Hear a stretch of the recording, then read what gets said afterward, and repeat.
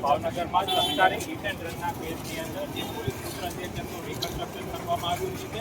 તેના તમને દ્રશ્યો બતાવવા માંગીશ કે જે નીલમબાગ પોલીસ સ્ટેશન હેઠળ આ ગુનો દાખલ કરવામાં આવ્યો હતો.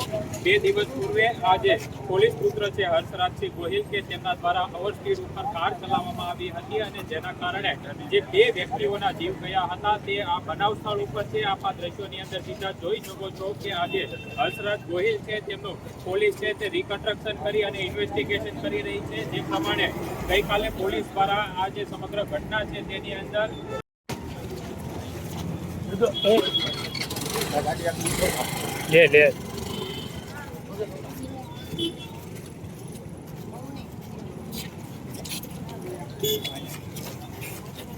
પાછળ મસ્તી ના ફોટા આવે.